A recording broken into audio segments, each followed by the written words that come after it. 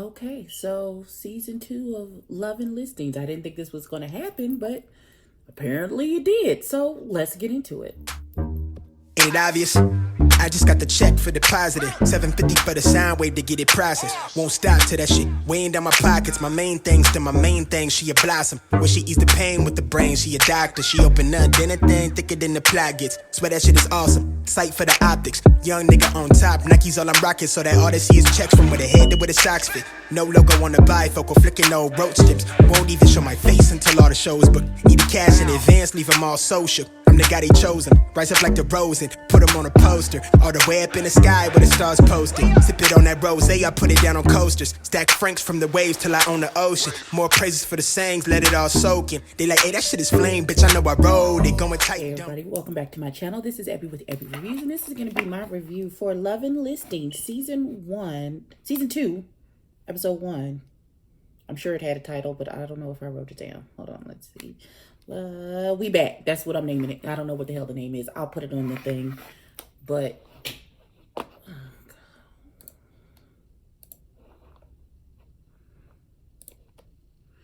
all right, so we start with Taylor, who's showing a house. She has got into leasing houses currently. And so she's showing a house to a lease to a potential client, and Ajane comes through, and who knew she and Ajane are friends. Okay, so they're friends at the beginning of this episode. The friendship clearly, you know what, we will get there. So we see that Taylor and Ajane have bonded together over the fact that Andrew was a complete dick and he was lying about not sleeping with her out without Ajane, and he still held on to that lie because why wouldn't he? Especially with he being affianced, and she not. I feel like she would have walked right out the door if this had proven to be true. So he's still holding on to the lie that they didn't sleep together, even though they clearly did. So there's that. So we didn't see Jacob and his little flat-faced girlfriend. Now I don't want to be mean to this little girl because I don't know her. She's not attractive. How did that happen? That's my question. How where, who authorized? Like, what? Oh, God, your self-esteem is so bad, Jacob. That's too, okay, well, let me leave it alone. But his girlfriend is knocked up. She's dead, super knocked up. And he was meeting her family for the first time at the baby shower. I mean,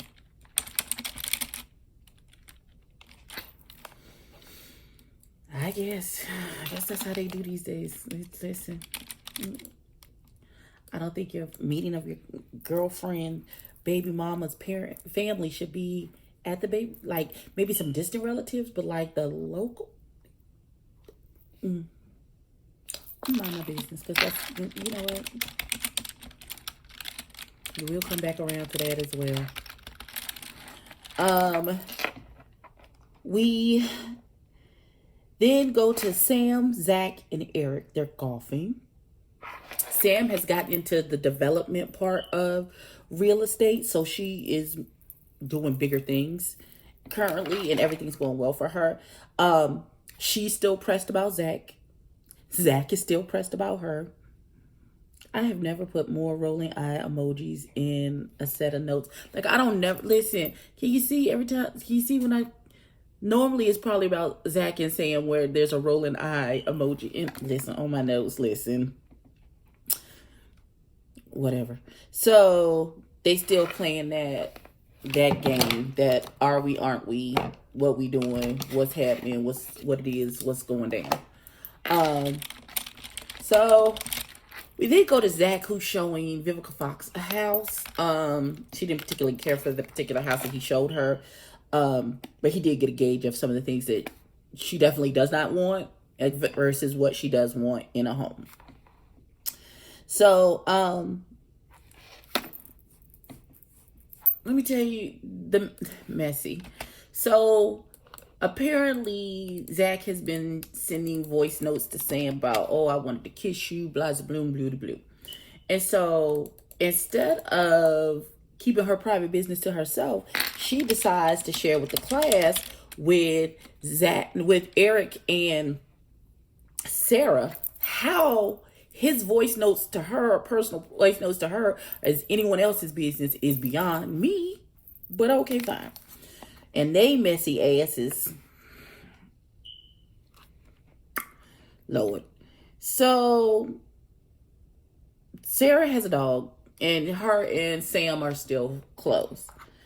Now Zach's second showing with Vivica goes way better. Jacob talks to his daddy from jail, and he tells his daddy if the girl wasn't knocked up, they wouldn't be together.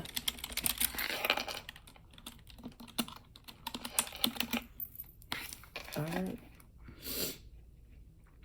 So we then go to Sam's Twilight Brokers Open.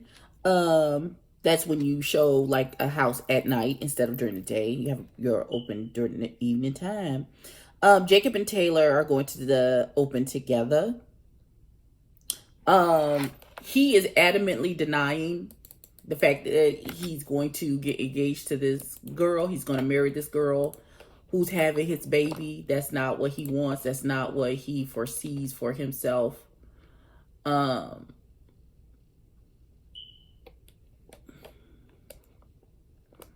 So there's that. I don't listen.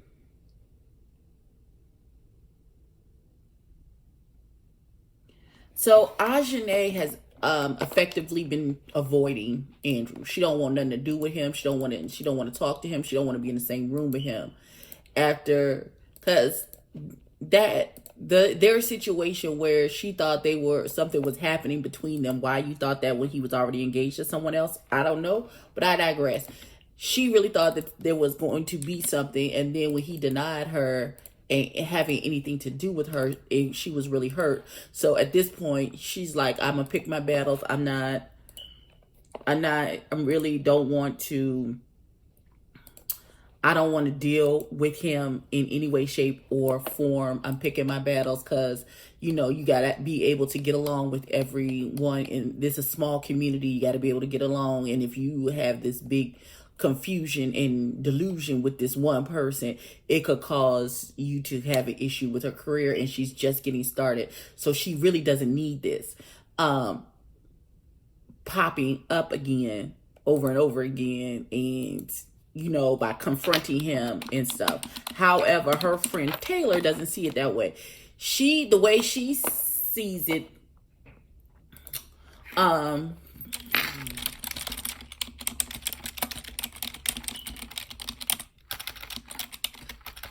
can spell today, I really can. The way she sees it is that, if you are really telling the truth and this is about your integrity, then confront him and force him to acknowledge the fact that he told a lie that did happen. Clear your name in this situation so it doesn't look like you're chasing cloud or you're chasing, you know what I'm saying? So, but Ajani is just really like I'm not emotional. I don't think she's emotionally equipped to handle a confrontation with him again at this time, because she was so hurt and devastated by the first time, and him even denying anything had ever happened, even though why you thought he was going to admit to it when he was engaged to someone else, I don't know. So Andrew is walking around like his shit don't stink, like he's not a fucking liar and a cheater. Talk about him and the girl got married. Him and the girl from last season did get married. He talk about having babies. Girl, Mrs. Andrew, baby, listen, I do not speak on what people should and should not accept in a relationship, because everybody's line in the sand is different. What I will accept in a relationship may not be what you will accept in a relationship. So I'm not going to put 10 on 20 on what she should or should not be doing in regards to her boo thing. But no, that wouldn't be what this is. So,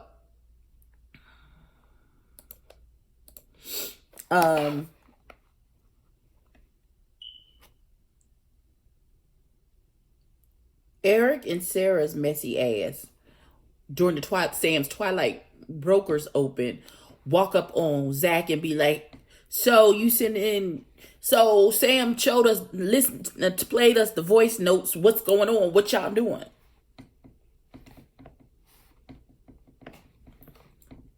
Messy bitches, what are y'all doing? Messy bitches, what are y'all doing? What you doing, honey? What you doing? Couldn't be me, because I'd be done cussing them the fuck. This could not be she. Could not be your friendly spider girl. Couldn't be me. Listen, because I'd have cussed them Slam out. First of all, I would have cussed Sam out, because why you playing our voice notes?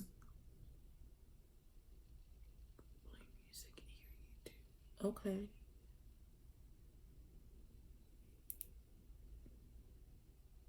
Okay.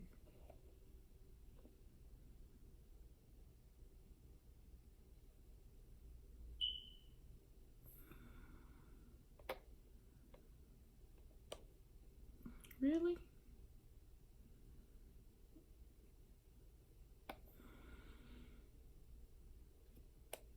All right. So, I forgot where I was.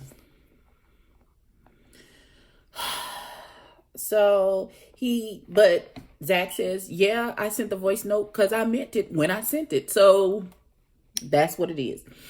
It seems now that Andrew has a team of all female people who are under him. It's looking real Harvey Weinstein-ish, very Me Too-ish up and through there. And Taylor is trying to push Ajane into confronting him.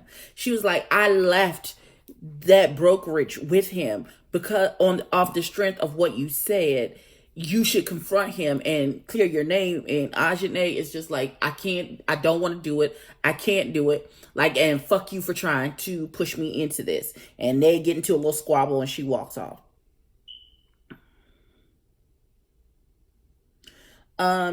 At the Brokers Open, Jacob gets a text from the baby mama. Her water done broke. He leaves for them to go have the baby.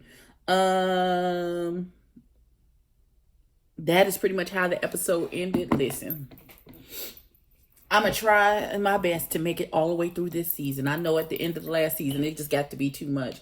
And I wanted to fight too many people on this show because they was with the bullshit. But I'm going to try my best to make it all the way through this season. Hopefully it's not just a big bag of bullshit, but probably going to be. But yeah, that is my review for Love and Listings season 2 episode 1. Please like, comment, and subscribe. Tell a friend to tell a friend, and I will catch you in the next one. Peace.